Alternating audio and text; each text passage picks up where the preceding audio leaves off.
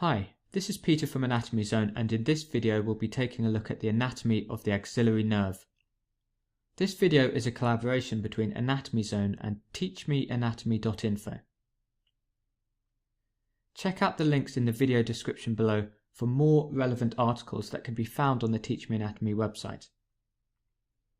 We're looking here at a schematic of the brachial plexus. We can see on the right hand side roots C5 to T1 which form the brachial plexus, and we can see the trunks, the divisions and the cords. For more information on the brachial plexus, check out my other tutorials which cover this subject more comprehensively.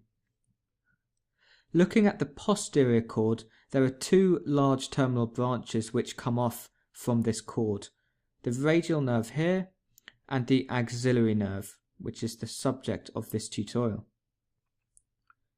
The axillary nerve is derived from nerve fibers originating from C5 and C6 spinal nerve roots.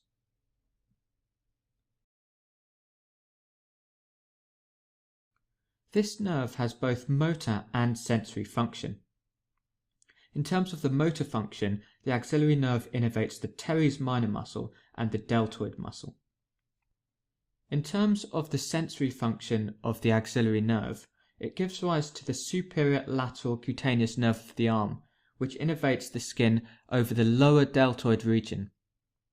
In this diagram you can see this area shaded in blue. Now coming back to the 3D model, let's take a look at the anatomical course of the axillary nerve. What we're looking at here is an anterior view, and we've got the axillary artery placed into the model, and we can see the medial and lateral cords of the brachial plexus converging to form the median nerve down here, and just lateral to that, arising from the lateral cord, is the musculocutaneous nerve. Now what I've done here is rotated medially and zoomed in. So just to orientate you, we've got the axillary artery here, anteriorly here is the medial cord, and it converges down to form the median nerve with the lateral cord, which you can't see from this medial view. And this blue structure here behind the axillary artery is the posterior cord of the brachial plexus. And coming off it, you can see the light blue nerve here, which is the radial nerve, and in green you can see the axillary nerve. So this arises as a terminal branch of the posterior cord of the brachial plexus. You can see this muscle here, which lies on the anterior surface of the scapula. This is the subscapularis muscle, and you can see how the axillary nerve lies between the axillary artery and the subscapularis muscle. Now following the course of the axillary nerve, you can see how it descends and then it turns to exit the axilla at the inferior border of the subscapularis muscle. It exits the axilla via something known as the quadrangular space. I've just removed some structures so we can look at the axillary nerve entering this quadrangular space. Looking at the boundaries, we can see laterally here we've got the surgical neck of the humerus. Superiorly we've got the subscapularis muscle, the inferior border. Medially we've got the long head of the triceps brachii muscle, and inferiorly we've got the superior border of the teres major muscle. I've rotated the model around so we're looking at a view of the posterior scapular region, and you can see the axillary nerve emerging from this quadrangular space. And just taking a look again at those boundaries, superiorly this time we can see the inferior margin of the teres minor muscle. Laterally we've got the surgical neck of the humerus. Inferiorly we've got the superior margin of the teres major muscle, and medially we've got the lateral border of the long head of the triceps brachii muscle.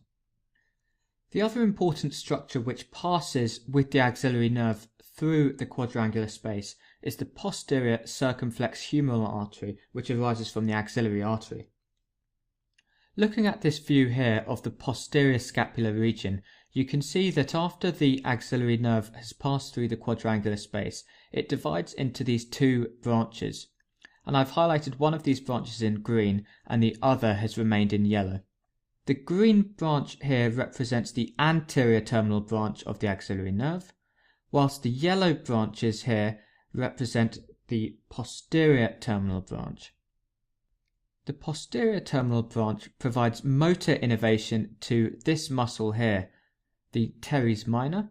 You can see these branches coming off here to provide that innervation. And you can see this other branch of the posterior terminal branch continuing as this nerve which supplies the skin overlying the inferior deltoid muscle. I've just made the deltoid muscle visible so you can see how this branch of the posterior terminal branch of the axillary nerve innervates the skin overlying the inferior part of the deltoid. This continuation of the posterior terminal branch is known as the superior lateral cutaneous nerve of the arm. Switching back to this image I showed you at the start of this tutorial, you can see diagrammatically this area of skin demonstrated by this blue shading. Coming back to the 3D model here, the motor innervation to the deltoid muscle is actually supplied by the anterior terminal branch. I've once again made the deltoid muscle translucent and you can see the anterior terminal branch of the axillary nerve in green, and this is the source of innervation to the deltoid muscle.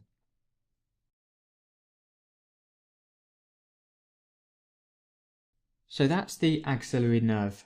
In summary, it arises from fibres from the spinal roots of C5 and C6. It has both motor and sensory function. The motor function provides innervation to the teres minor muscle via the posterior terminal branch and also to the deltoid muscle via the anterior terminal branch. In terms of the sensory innervation, the axillary nerve gives rise to the superior lateral cutaneous nerve, which innervates the skin overlying the inferior deltoid muscle. For more notes and articles on anatomy, check out teachmeanatomy.info, and for more videos on anatomy, check out anatomyzone.com. Thank you for watching.